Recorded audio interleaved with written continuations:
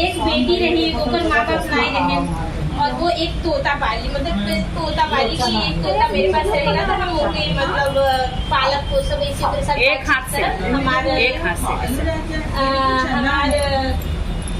सब मतलब हमन लगे दिन भर तो वो भाभी ऐसे तोता पाले और उसकी सारे दिन उसे जौन भी किस दिन भर में कुछ भी जौन भी बात भरे वो सब तोता से कहे और वो तो ऊपर बात समझे और मतलब उसके साथ खाए पिए इसी के सारे दिन उसके साथ लगा रहे। एक दिन उस तोता से ऐसी कुछ बात करत रही तो नगर के जो राजा रहे उनका बेटा ऐसे भ्रमण करत रहे नगर में तो वो देखे लड़की की तोता के साथ बात करे तो लड़की सुनकर रही। तब राजा सिगरन कहने राजा गाँव में जे लड़की तोता पाले बा उही से हम शादी करब। अब राजा कहें कि भैया पता लगाए नो कि गांव में ऐसी कौन लड़की है तो बड़ी गरीब रही उसके माँ बाप रहे नहीं तो बाद में वो राजा भेजे सेना कहें जा गांव में पता लगाओ जोनी लड़की के पास तोता हुई वो उससे कहा कि हम अपने बेटा से शादी करब तुमसे गए तब वो मतलब सेना लोग मिले वो लड़की से तो बोले कि राजा बोले हैं कि वो अपने बेटे का शादी आपसे करना चाहते हैं। बोले अरे हम कैसे शादी करेंगे हम किसी राजा के लायक तो नहीं है हमारे पास तो कुछ नहीं। बोले नहीं वो मतलब करेंगे तो बोले कि अच्छा ठीक है लेकिन मेरी एक शर्त है पहले मैं राजा से मिलूंगी।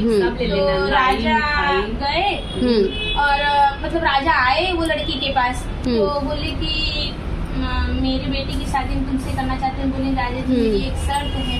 बोले राजा बोले क्या बोलेंगे। बोले बोलो जो भी शर्त है। तो बोले कि मैं शादी करूंगी लेकिन ये मेरा तोता भी मेरे साथ जाएगा। अच्छा कहीं इतनी छोटी सी बात है कोई बात नहीं तो अपना तोता लेके चलना मतलब शादी करेंगे। तो शादी उदी भाई रानी तोता लेके गई तो वो तोते के साथ सारा समय निकाले सारे दिन उसको लाने में सारे दिन उसके बाद रात उनके बेटे की तरफ ध्यान ना दें।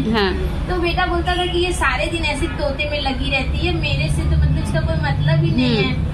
तो बोली कि मतलब वो बेटा बोला कि तुम ऐसे सारे दिन तोते में लगी रहती हो मेरा नहीं ध्यान देती कि मैं खाया हूँ कि नहीं कुछ तो वो बोलती थी कि नहीं ऐसा कुछ नहीं है मैं आपको भी पूछूंगी। लेकिन वो तोते में इतनी व्यस्त हो जाती थी कि पूछती नहीं थी। तो वो राजा क्या सोचा कि इसका तोता ही हम गायब कर दे मेरे ऊपर ध्यान देगी। तो राजा उसके मतलब जो तोता था उसको बोला और कहे कि मतलब राजा वो बोला कि तुम्हारा तोता बीमार है और तुम्हारे तोते को लाओ मैं ऐसे कुछ दवा ववा दिला के लाता हूँ। बोले नहीं मेरा तोता ठीक है। बोले नहीं मतलब ये थोड़ा कमजोर लग रहा है और वो इतना मतलब विश्वास था उसको कि वो लेके गया। तो वो गया तो फिर उसको जंगल में देखा बुलाया फिर आया तो रानी से कहने लगा कि मैं तुम्हारा तोता लेके गया था डॉक्टर के पास लेकिन पता नहीं कहाँ उड़ गया। ठीक है अब रानी बोली कि मेरा तोता लाओ कहीं से मैं तोते के बगैर नहीं रह सकती। वो तो उड़ गया मैं कहाँ ढूंढूं उसको। अब रानी बोली कि हम तुम्हारे साथ नहीं रहेंगे हम अपना तोता खोजने जा रहे हैं। अब वो चली गई अपन मतलब तोता खोजे। अब वो सारे मतलब जंगल में ऐसे इतना रोए कि मेरा तोता नहीं दिख रहा है। और वो फिर वो तोता मतलब आए रानी के पास तो बोले कि राजा मतलब हमें वो तोता बताया कि राजा हमें दवाई के लिए नहीं ले गए थे वो हमें छोड़ने आए थे। तो इसकी वजह से वो तोता को ही मतलब अपने राजा के त्याग भेजती अब राजा के पास नहीं जाएगी। तो तुम्हें ऐसा किए। अब वो जंगल में इसी बेचारी रहे तो जंगल में काव खाएंगे तोता जो ऐसे अमरूद आम ले आए खाएंगे। तो लेकिन तोता उदास रहता था कि रानी मेरी वजह से यहाँ जंगल में पड़ी है। तो वो बोला कि एक मतलब सब औरतें जैसे घूमे तो सब औरतें ऐसे औशानी माता की पूजा कर रही थी। तो तोता बोला कि ये क्यों पूजा कर रहे हैं। तो वो बोले कि हम कोई भी मन्नत रखते हैं तो माँ पूरा करती है औशानी मैया।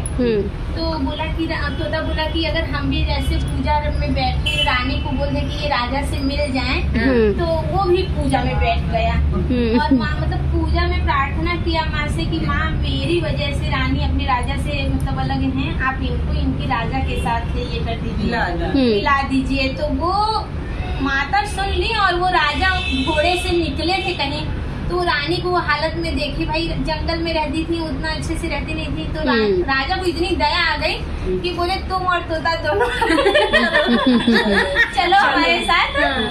फिर मतलब मैं कुछ नहीं अभी तोते को बोलूंगा, तो माता औसानी की कृपा से जय औसानी मैया की।